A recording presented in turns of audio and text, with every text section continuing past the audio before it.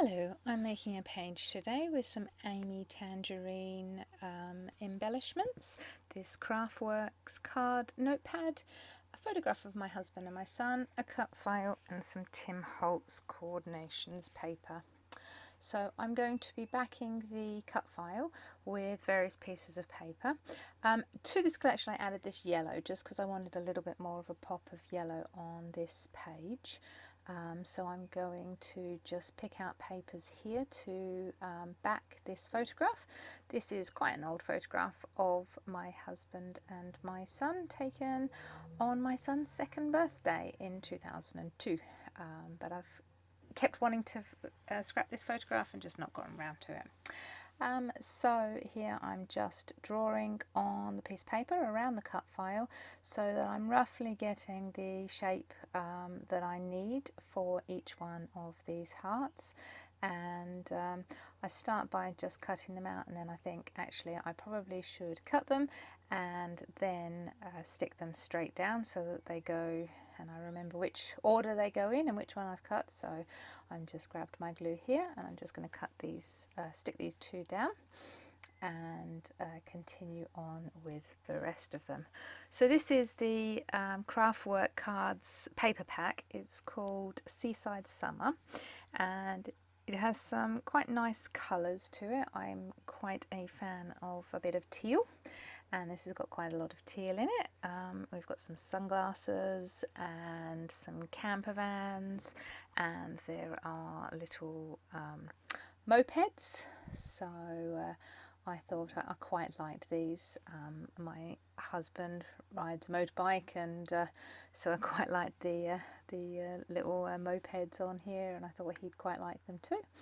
And they're just a little bit of fun, a little bit childish. I don't have a lot of baby papers and things like that for when the kids were young. Having only just started scrapbooking in the last 7 years, I tend to jump around year-wise with the kids. Sometimes I'm scrapbooking them as they are now at 19 years of age, and sometimes I go back and I do them when they were babies and toddlers.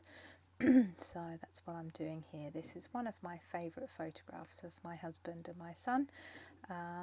It's just really nice, sweet photograph of the two of them together. So here's me cutting this. So I back all of these full hearts, but off camera I leave this to dry and come back to the project a little bit later on, and I think actually I need to cover just a little bit of the 4 that you don't see me here backing, so I do back just part of them with some of the offcuts, just in case any of it could be seen to the underneath my photograph when the layout was finished, but I didn't film that part. I did that off camera when I was just thinking about what I was going to do, and just before I threw away the little offcuts and things that I had here. So just finishing that off there, and then we come back, and as you say, as I said, I've filled in those little gaps. So now I'm just gluing all the way around the cut file. I don't glue right up to the very edge, just in case I decide I want to poke anything underneath it, as I'm building the page up. I wasn't quite sure where I was going with it. I found this title. I'm trying to use bits and pieces and things that I haven't used in such a long time. I can't remember the last time I used some rub-offs, so I thought these little words would look quite cute inside the hearts and just give it a little bit more interest. So I've put a couple of words in there, just things like wonderful and amazing, and sweet, just to use this stash. I mean, I've got products that I've had since I started scrapbooking that I tend not to use anymore, and I like to every now and then just go through my stash and decide, okay, this month I'm going to use a few of these. So a few months ago it was going back to using liquid pearls, and now I thought, okay, let's use some of my rub-ons that I've had for forever. And I do actually quite like them when I use them sometimes. Sometimes over time they do start to lift, and so you lose them. I haven't had any issue with any that I've put on a page that have lifted once they've gone onto the page, but I don't believe that's a problem. But they do go off over time if they're left, and some of them tend to just peel up very easily so that you can't use them. So I've gone through and gotten rid of all of those ones, but just trying to use the others. So stuck the photograph, put a little lip on the photograph because I want to put a little card behind there with my journaling. I just decided I would add yet another title here. This one says wonderful, so just adding that there. I find it easier peeling them. I'm not sure whether that's a technique that other people, I rub them on and I try to peel them as I'm rubbing them on, and I find they come off easier that way.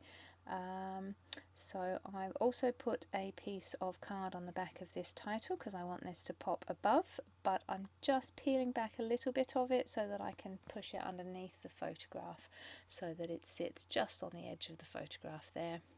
Now I have this Amy Tangerine sticker set, and I love this little title, a little bit more gold to tie in with my title of Seize the Day. And I also like, it's got some sunglasses, which of course we had on the paper pack. It's also got some little hedgehogs, which I think are absolutely gorgeous. So I thought I might put one of those on. I'm just going through the paper pack and I think actually I'm going to get out the puffy stickers that go with it, and I'm going to use one of those. So I've put that hedgehog up in the corner there. We did actually have a hedgehog in the garden, in this garden. This is our old house, and so I thought it'd be really nice to stick the hedgehog on there. And now I'm using some Amy Tangerine puffy hearts on the page just to add a little bit more embellishment and to add to the heart theme, as if we didn't already have enough on this page. But I think this picture is really, really sweet and I really, really like it. So I'm pretty much finished with the page, but I think it needed to be framed. So I have these brads here, which are corners. They're rather odd because the brad sticks only on one side, so they don't sit perfectly on the page, although once they're in an album they will sit nicely and sit flat. But I thought I would bring a little bit more of a pop of yellow in here by threading this twine between each one of the corners.